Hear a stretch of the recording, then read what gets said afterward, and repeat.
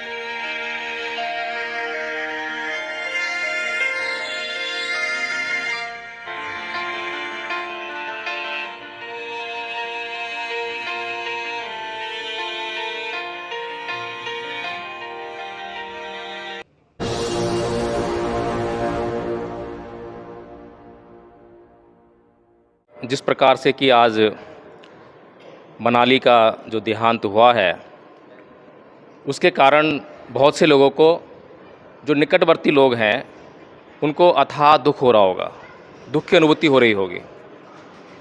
लेकिन ये भी सच है कि जो लोग निकटवर्ती नहीं हैं, उनको वैसा दुख नहीं हो रहा होगा। लेकिन ये दुख कहाँ से आ रहा है? भंते जी ने अभी बहुत अच्छी तरह समझाया कि प्राकृतिक रूप से जो है, जैसे ही कोई प्राणी इस संसार में उत्पन्न हो जाता है तो दुख उसके साथ तभी शुरू हो जाता है। जातिपि दुखा, जरापि दुखा, व्याधिपि दुखा, मरणापि दुखा, शोक परिदेव दोमनस्य उपाया सापि दुखा, प्येहि विपयोगो दुखो अप्येहि संपयोगो दुखा, यम्पि छंगने लवति तम्पि दुखं। तो कुल मिलाकर यह है कि यह जो जीवन है ये दुखों से भरा है। लेकिन हम ये सब जानते हैं, ऐसा नहीं है कि हम जानते ना हो। जन्म लेने पर सबको दुख होता है। कोई भी यहाँ पर जो है, कोई भी प्राणी जब जन्म लेता है तो हंसते हुए पैदा नहीं होता। कोई भी प्राणी जब उसको रोग होता है तो दुख होता है। कोई ऐसा प्राणी नहीं है जिसको रोग हो और वो खुश होने लगे, हंसने लगे। जब बुढ़ापा आता है तब भी दुख होता है, और जब मृत्यु होती है तब भी दुख होता है। प्रियजनों के बिछुड़ने पर दुख होता है। जिनको हम चाहते हैं, अगर वो हमसे बिछुड़ जाएं, जैसे मनाली जिनकी प्रिय थी, उनको आज बहुत दुख हो रहा है। उस दुख को सहन करना बड़ा मुश्किल हो रहा है। अप्रिय जनों का मिलना भी दुख होता है। जिसको हम नहीं चाहते हैं, अगर वो मिल जाएं तो भी दुख होता है। हम सांप, बिच्छू आदि प्राणियों को नहीं चाहते हैं, घर में घुस जाएं तो बहुत मन भय से मृत्यु जाता है। तो कुल मिलाकर यह है जो भगवान बुद्ध का मार्ग है। क्या भगवान बुद्ध ने ऐसा कोई मार्ग दिखाया है, ऐसी कोई बात बताई है जिससे कि दुखों से मुक्त हुआ जा सके? तो भंते जी ने बिल्कुल ठीक ठीक कहा है कि प्राणी अगर उत्पन्न होगा तो दुख तो उसको झेलने ही पड़ेंगे। कोई प्राणी इन दुखों को रोकर झेलता है और कोई हंसते हुए समता में रहकर उनको झेल लेता है। जो लोग बहुत ज़्यादा व्यथित होते हैं, रोते हैं, पीटते हैं, चीखते हैं, चिल्लाते हैं, कारण क्या है? क्या कहीं बाहर से कोई उनको ज़्यादा सता रहा है? तो मुझे लगता है कि ऐसा कुछ नहीं है कि बाहर से कोई प्रताड़ित कर रहा हो, वो स्वयं भीतर से प्रताड़ित हो रहे हैं। जैसे ही कोई बच्चा किसी के घर में जन्म लेता है तो सभी बहुत खुशियाँ मनाते हैं, ढोल नगाड़े बजाते हैं, बहुत बड़े बड़े फंक्शन करते हैं, लाखों रुपए उस पर खर्च कर देना चाहते हैं, और पता नहीं क्या क्या करना चाहें मुझे। क्या उन्हें पता नहीं है कि यह जो बच्चा जन्म लिया है जिसने, इसकी मृत्यु उसका जुड़ गई है? क्या उन्हें पता नहीं है कि इसकी मृत्यु जो है उसका कोई समय निर्धारित नहीं है? हो सकता है 6 महीने बाद, साल बाद, 10 साल बाद, 50 साल बाद मरना तो है ही, निश्चित है। तो वो खुशी किस लिए? उस खुशी में ही उसकी मृत्यु का जो दुख है वो समाया हुआ है। लेकिन हम जो राग रंजित लोग हैं, यानी सुख ही सुख को चाहने वाले लोग हैं, कभी भी दुख को चाहते नहीं हैं, तो उनकी पीड़ा अथाह होती जाती है, बढ़ती जाती है। इसीलिए भगवान बुद्ध ने इस संसार को वह अमूल्य ज्ञान दिया जो संसार अब तक जो है इससे अछूता था। भगवान बुद्ध से पहले जितने भी लोग संसार में थे, सभी लोग सुख को ढूंढ रहे थे अपने जीवन में, और जैसे ही सुख मिलता वैसे ही उसको भोगने लगते, और जैसे ही वो सुख को भोग लेते, खत्म होता, फिर क्या रहता? दुख, फिर दुख। उदाहरण के लिए कोई व्यक्ति सुबह से लेकर शाम तक मजदूरी करता है, काम करता है, और काम करके 500 रुपये कमाता है। अब 500 रुपये में बहुत सुख है, बहुत ज़्यादा सुख नहीं है, लेकिन जो जो सुख वो ढूंढ रहा है वो सुख उसमें है। जैसे कि कोई शराब पीने वाला व्यक्ति है तो शराब में वो सुख ढूंढ रहा है, उसने उसमें से कुछ पैसों की शराब पी ली। कोई मांस खाने वाला प्राणी है तो वो मांस ले आया, उसने वो खा लिया। कुल मिलाकर उसने 500 रुपये जो कमाए थे वो शाम तक जो है कमाए थे, अगले दिन तक खर्च कर दिए। अगले दिन फिर वही शुरुआत करता है, फिर कमाता है, फिर खर्च कर देता है, और इस तरह से जो है वो बार बार दुख को दूर करता है, और सुख आता है, सुख को भोग लेता है, फिर से दुख पर आता है। लेकिन जो लोग ये जानते हैं कि ये जो निरंतर प्रक्रिया है, इससे मैं लगातार गरीबी में घिरता जा रहा हूँ, तो पहले वो समझने का प्रयास करते हैं कि पहले मैं इस गरीबी को दूर कर लूँ। जो लोग ये जान जाते हैं कि गरीबी को दूर करना है, तो वो 500 रुपये कमाते हैं, 200 रुपये खर्च करते हैं, 300 बचा लेते हैं, या 400 खर्च करेंगे, 100 बचा लेंगे। इस तरह से धीरे धीरे करके वो अपने जीवन में एक बार जो गरीबी का कष्ट है उससे दूर हो जाते हैं। तो कुल मिलाकर यही है कि जो जीवन में हम सभी जानते हैं कि दुख ही दुख है, लेकिन फिर भी सारा संसार सुख को ही चाहता है। भगवान बुद्ध से पहले जितने भी ऋषि मुनि तपस्या करते थे, वो सभी क्या चाह रहे थे? या तो अप्सराओं की खोज में थे, स्वर्ग की खोज में थे, या सुख की खोज में थे। लेकिन पहली बार इस संसार में भगवान बुद्ध ऐसे प्राणी हुए जो ना तो सुख की खोज में गए, ना स्वर्ग की खोज में गए, ना अप्सराओं की खोज में गए, वो गए तो दुख की खोज में गए।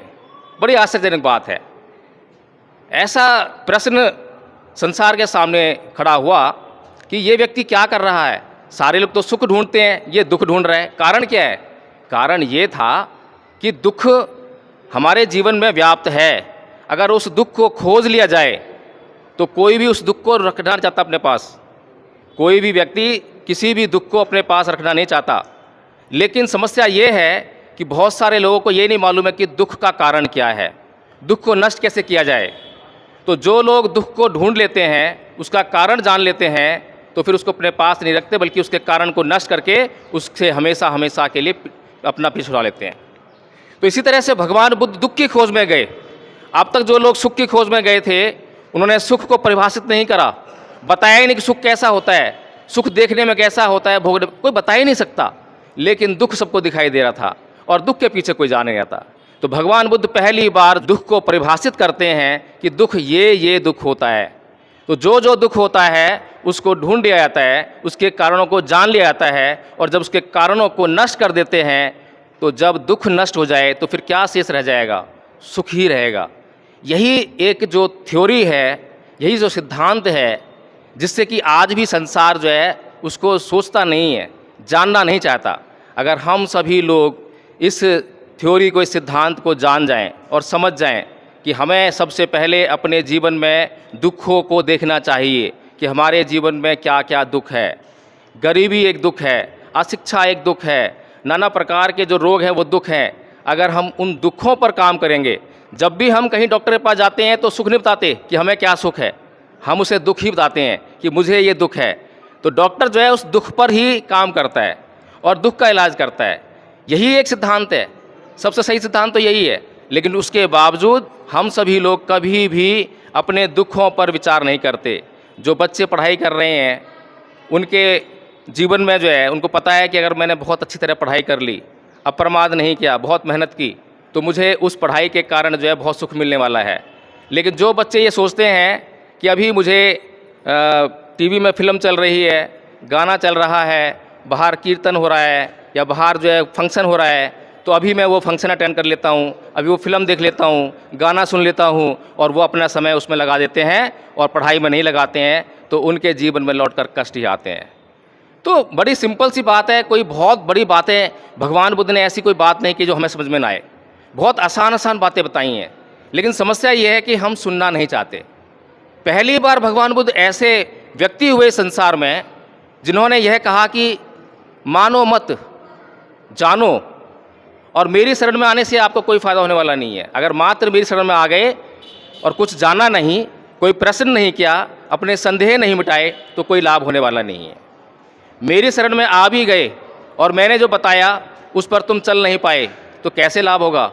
डॉक्टर के पास गए हम दवाई लेने के लिए, डॉक्टर ने दवाई भी दे दी, लेकिन हमने दवाई खाई नहीं, तो कैसे ठीक होंगे? तो इसीलिए भगवान बुद्ध कहते हैं कि सबसे पहले प्रश्न करके अपने संदेहों को मिटाओ। जो लोग प्रश्न नहीं करते हैं, केवल मानते रहते हैं, तो उनको मूर्ख बनाने वाले लोग इस दुनिया में मौजूद हैं। कोई कोई कहता है कि हाथी की सवारी चूहा हो सकता है, तो जो मानने वाले लोग हैं मानते रहते हैं। किसी की आस्था जुड़ गई, किसी श्रद्धा बन गई, किसी का विश्वास बन गया, तो ये मानने में ही लोग भटकते रहते हैं। इसीलिए भगवान बुद्ध का मार्ग है कि जो आज हमारे बीच में मनाली नहीं है, जिन लोगों ने उससे बहुत आसक्तियाँ की, बहुत आशाएं रखी, बहुत प्रेम किया, तो उतनी ही आसक्तियों के कारण, उतने ही प्रेम के कारण आज उतना ही दुख तो हमें सहन करना ही पड़ेगा। लेकिन जो लोग जान जाते हैं कि एक ना एक दिन हम सबको जाना है, हमारा चाहे पुत्र है, पुत्री है, भाई है, बहन है, सबको जाना है, और उसको हम अगर सत्य को जान जाएं और जानकर जो है केवल उतना ही व्यवहार करें जितना आवश्यक है, तो मैं समझता हूँ कि उस समय जो है दुख जो है कम होगा। दुख तो होगा, लेकिन दुख जो है कम होगा, सहने योग्य होगा। तो इसीलिए जो है हमें आज मनाली के ना होने पर जो दुख हो रहा है उसको समझना चाहिए कि ये जीवन का सत्य है, और उस दुख में हमें बंधे नहीं रहना चाहिए। हमें आगे का जीवन चलाने के लिए तत्पर रहना चाहिए। इसीलिए मैं एक कहानी बताना चाहूँगा कि एक बार एक बोधिसत्व होते हैं और उनका पुत्र होता है इसी प्रकार का, जो है 12-13 साल का होता है। खेत में काम कर रहे होते हैं, अचानक सांप उसको काट लेता है और उसकी वहीं मृत्यु हो जाती है। तो बोधिसत्व उसको देखकर जो है उसकी लाश को एक साइड में लगा देते हैं और काम करने लगते हैं। एक व्यक्ति वहीं से पास से गुजरता है तो उसको आवाज़ लगाकर बोलते हैं कि हे भाई, मेरे घर पर मेरी पत्नी भोजन ला रही होगी, ज़रा उसको बोल देना कि आज केवल 2 ही लोगों का भोजन लेकर आए। तो उस व्यक्ति ने जाकर उसकी पत्नी को घर पर सूचना दी कि आज केवल आपको जो है 2 ही व्यक्तियों का भोजन लेकर आना है। पत्नी भी समझदार थी, समझ गई कि आज जरूर कुछ घटना घट गई है, तो वह 2 ही व्यक्तियों का भोजन लेकर आई। और वहाँ पर खेत पर पहुँचने के बाद पहले दोनों पति पत्नियों ने अपना भोजन किया, और भोजन कर चुकने के बाद उस बेटे की लाश का अंतिम संस्कार किया और फिर से अपने काम पर लग गए। तो वे लोग सच्चाई को जानने वाले लोग थे। वो शोक और विलाप करते तो शायद कोई 13 दिन, कोई 15 दिन, कोई 30 दिन शोक में बिता देता, और वो खेत में जो काम होना था वो रुक जाता, उसकी हानि भी उन्हें भुगतनी पड़ती। तो जो लोग ये सत्य को जानते हैं तो अपने जीवन में आने वाली हानियों को जो है उससे बचा लेते हैं, और उससे जो हानि के कारण जो हानि होने वाली थी, नुकसान होने वाला था, जो वो नहीं होगी अब जो है, तो उसके कारण उनको लाभ होने लगता है। तो इसीलिए जो है ये जीवन के सत्य हैं। इन जीवन के सत्यों को जो जान लेता है उसको जीवन में लाभ होते हैं, और जो इन जीवन के सत्यों को जानते हुए भी इनकार करता है तो उनको अथाह हानि ही उठानी पड़ती है। इसे अपनी वाणी समाप्त करूँगा। सभी को जय भीम, नमो बुद्धाय।